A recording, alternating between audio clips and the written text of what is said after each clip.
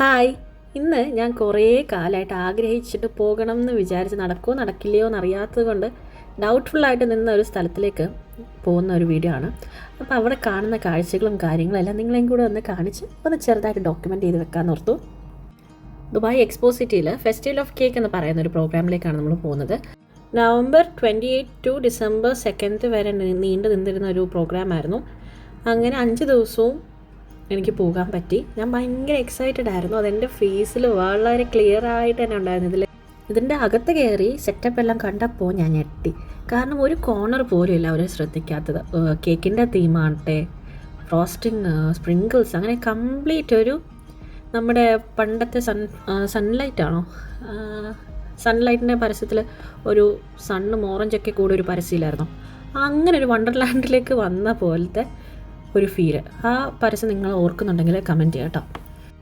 ഇവരുണ്ടാക്കുന്നത് ഒരു 1 മീറ്ററിൻ്റെ കേക്കാണ്. ഈ കേക്കിൻ്റെ മുകളിൽ കംപ്ലീറ്റ് മെറൈനും ഫ്രഷ് ഫ്രൂട്ട്സും എല്ലാം കൂടിയിട്ട് ഈ കേക്ക് ഭയങ്കര ടേസ്റ്റായിരുന്നു കേട്ടോ. അത്യാവശ്യം വലിയ പീസ് തന്നെ എല്ലാവർക്കും കട്ട് ചെയ്ത് കൊടുക്കുന്നുണ്ടായിരുന്നു. നമുക്ക് ഇങ്ങനെ ഒരു ഈവൻറ്റിലൊക്കെ പാർട്ടിസിപ്പേറ്റ് ചെയ്യാൻ അവസരം കിട്ടുകയാണെന്നുണ്ടെങ്കിൽ, ഇതിനോടൊക്കെ ഇൻട്രസ്റ്റ് ഉള്ള ആളുകളാണെങ്കിൽ ഒന്ന് പോവുക തന്നെ ചെയ്യണം. കാരണം ഇതെല്ലാം പിന്നെ ഒരു ക്ലാസ് എന്ന രീതിയിൽ പഠിക്കാൻ നിൽക്കുമ്പോൾ ഭയങ്കരമായിട്ട് ഫീസ് കൊടുത്ത് ചെയ്യേണ്ടതാണ്. നമുക്കിപ്പോൾ ഇത്ര എൻട്രി ഫീസിൽ കംപ്ലീറ്റ് ഫ്രീ ആയിട്ട്, ബാക്കി കംപ്ലീറ്റ് ഫ്രീ ആയിട്ട് ക്ലാസ് അറ്റൻഡ് ചെയ്യാനും ഇതൊക്കെ ടേസ്റ്റ് ചെയ്യാനും ഒക്കെ ചാൻസ് കിട്ടുന്നത്. അപ്പോൾ ഇൻട്രസ്റ്റ് ഇല്ലെങ്കിൽ വെറുതെ പോയിട്ട് കാര്യമില്ല. അല്ല, ഇൻട്രസ്റ്റ് ഉണ്ടെങ്കിൽ ഇങ്ങനത്തെ ഈവൻസ് ഒന്നും മിസ് ചെയ്യരുത്. പിന്നെ ഇവിടെ ഫണ്ണായിട്ടുള്ള കാര്യമായിരുന്നു, നമ്മുടെ ഹെൽപ്പ് ഡെസ്കിൽ പോയിട്ട് ഫ്രീ ആയിട്ട് ഒരു പാസ്പോർട്ട് കിട്ടും. എന്നിട്ട് ആ പാസ്പോർട്ടിൽ 4 സ്റ്റാമ്പുണ്ട്. ഓരോ സ്റ്റാമ്പ്, അതായത് ഇങ്ങനത്തെ ഓരോ ബൂത്തിൽ വന്നിട്ട് ഓരോ സ്റ്റാമ്പ് അടിക്കുമ്പോൾ നമുക്ക് അവരുടെ കയ്യിൽ നിന്നൊരു ഫ്രീ കേക്ക് ടെസ്റ്റിങ്ങിന് കിട്ടും. ഒരു കുഞ്ഞൊരു പീസാണ്, പക്ഷെ അത് എത്ര വേണേലും എടുത്ത് കഴിക്കാം.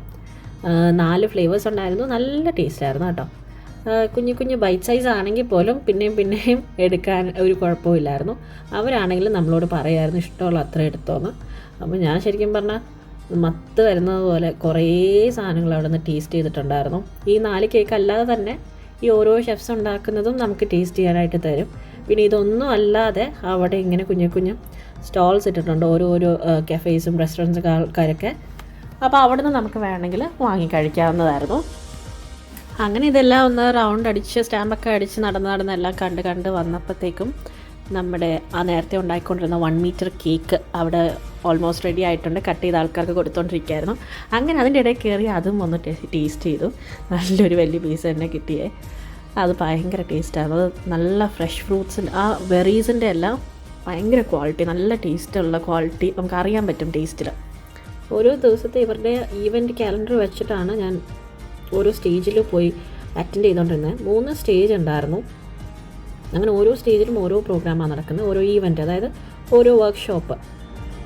ചിലയിടത്ത് കോഫി ആയിരിക്കും, ചിലയിടത്ത് മാച്ചാണ്, പിന്നെ ചിലയിടത്ത് ഈ ചോക്ലേറ്റ് കേക്ക് ഉണ്ടല്ലോ, ഔട്ട് ഓഫ് ദി വേൾഡ്, അടിപൊളി എന്ന് പറഞ്ഞാൽ എനിക്ക് ട്രൈ ചെയ്യണം എന്നുണ്ടായിരുന്ന ഒരു കേക്കായിരുന്നു. താങ്ക്ഫുള്ളി ഞാനത് 3 ദിവസം ഇതെനിക്ക് കിട്ടി. ആൾ കുറേ ദിവസം ഉണ്ടായിരുന്നു, എല്ലാ ദിവസവും ഉണ്ടായിരുന്നു തോന്നുന്നു, പക്ഷേ ഞാൻ 3 ദിവസം കണ്ടുള്ളൂ. അങ്ങനെ ആ കേക്ക് എടുത്തുകൊണ്ട് നേരെ പാവ്ലോവ ഉണ്ടാക്കുന്ന സ്റ്റേജിലേക്ക് പോയി. അവിടെ നിന്നും കിട്ടി. ഇതെല്ലാം ഒരു എക്സ്പീരിയൻസ് ആണ്. അതായത് ഇതൊക്കെ എങ്ങനെ ഉണ്ടാക്കണം എന്നും മേജർ ടിപ്സും കാര്യങ്ങളൊക്കെ നമുക്ക് ഈ ക്ലാസ്സുകളിൽ നിന്നൊക്കെ കിട്ടും കേട്ടോ. ഇതൊന്നും കൂടാതെ പാനൽ ടോക്ക് ഉണ്ടായിരുന്നു. നമുക്ക് മോട്ടിവേറ്റ് ചെയ്യാനും നമ്മളെ ഇൻസ്പയർ ചെയ്യുന്നൊക്കെ ഒരുപാട് സ്റ്റോറീസും കാര്യങ്ങളും ബിസിനസ്സിൻ്റെ ബുദ്ധിമുട്ടുകളും പോസിറ്റീവ്സും നെഗറ്റീവ്സും എല്ലാം ഷെയർ ചെയ്യുന്ന നല്ലൊരു ടോക്ക് ഉണ്ടായിരുന്നു.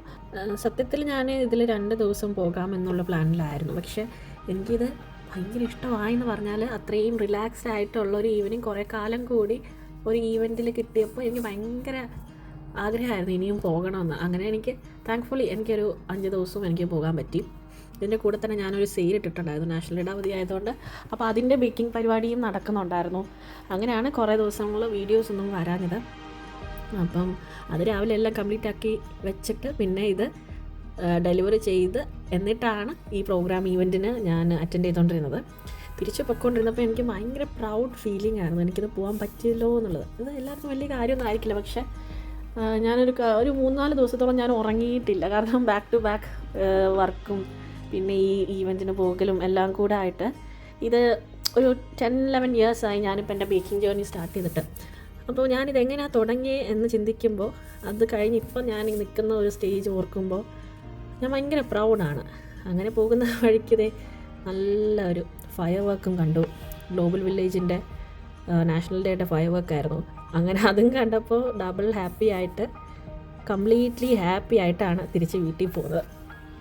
അപ്പോൾ അത്രയൊക്കെ ഉള്ളൂ. ഇനി അടുത്ത പുതിയ നമ്മുടെ പഴയ പോലത്തെ വീഡിയോസൊക്കെ ആയിട്ട് വരാം. നിങ്ങളപ്പോൾ ചെയ്യേണ്ടത് എന്താണെന്നറിയാലോ, മറക്കാതെ ഒന്ന് സബ്സ്ക്രൈബ് ചെയ്യുക, ലൈക്ക് ചെയ്യുക, കമൻറ്റ് ചെയ്യുക, പിന്നെ ബെല്ലൈക്കണിൽ ഓൾ ഒന്ന് പ്രസ് ചെയ്യുക. അങ്ങനെയാണെങ്കിൽ എൻ്റെ എല്ലാ വീഡിയോസും അപ്പോൾ നിങ്ങൾക്ക് നോട്ടിഫിക്കേഷൻ വരും. Okay, bye bye.